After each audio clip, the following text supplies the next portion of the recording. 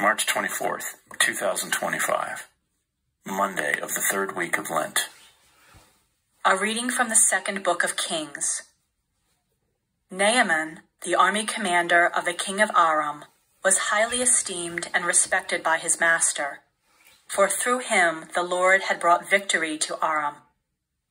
But valiant as he was, the man was a leper. Now the Arameans had captured in a raid on the land of Israel a little girl, who became the servant of Naaman's wife.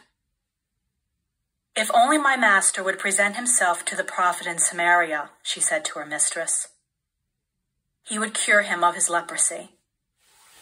Naaman went and told his lord just what the slave girl from the land of Israel had said.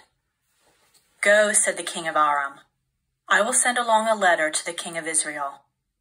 So Naaman set out, taking along 10 silver talents, 6,000 gold pieces, and 10 festal garments. To the king of Israel he brought the letter, which read, "With this letter I am sending my servant Naaman to you, that you may cure him of his leprosy." When he read the letter, the king of Israel tore his garments and exclaimed, "Am I a God with power over life and death, that this man should send someone to me to be cured of leprosy? Take note, you can see he is only looking for a quarrel with me." When Elisha, the man of God, heard that the king of Israel had torn his garments, he sent word to the king, "Why have you torn your garments? Let him come to me and find out that there is a prophet in Israel." Naaman came with his horses and chariots and stopped at the door of Elisha's house. The prophet sent him the message, "Go and wash 7 times in the Jordan, and your flesh will heal and you will be clean." But Naaman went away angry, saying, "I thought that he would surely come out and stand there to invoke the Lord his God, and would move his hand over the spot and thus cure the leprosy. Are not the rivers of Damascus, the Abana, and the Pharpar better than all the waters of Israel? Could I not wash in them and be cleansed?" With this he turned about in anger and left. But his servants came up and reasoned with him. "My father," they said, "if the prophet had told you to do something extraordinary, would you not have done it? All the more now, since he said to you, 'Wash and be clean,' should you do as he said." So Naaman went down and plunged into the Jordan 7 times at the word of the man of God. His flesh became again like the flesh of a little child, and he was clean. He returned with his whole retinue to the man of God. On his arrival he stood before him and said, "Now I know that there is no God in all the earth except in Israel." The word of the Lord. The response is, "Athirst is my soul for the living God. When shall I go and behold the face of God? As the hind longs for the running waters, so my soul longs for you, O God. Athirst is my soul for the living God. When shall I go and behold the face of God? Athirst is my soul for God, the living God.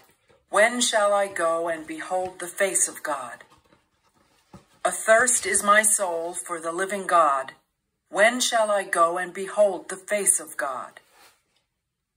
Send forth your light and your fidelity. They shall lead me on and bring me to your holy mountain, to your dwelling place. Athirst is my soul for the living God. When shall I go and behold the face of God?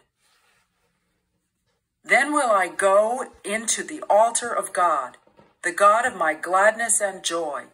Then will I give you thanks upon the harp, O God, my God.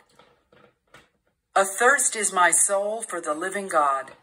When shall I go and behold the face of God? A reading from the Holy Gospel according to Luke. Jesus said to the people in the synagogue at Nazareth, "Amen, I say to you, no prophet is accepted in his own native place. Indeed, I tell you, there were many widows in Israel in the days of Elijah, when the sky was closed for 3.5 years, and a severe famine spread over the entire land. It was to none of these that Elijah was sent, but only to a widow in Zarephath in the land of Sidon. Again, there were many lepers in Israel during the time of Elisha the prophet, yet not one of them was cleansed, but only Naaman the Syrian.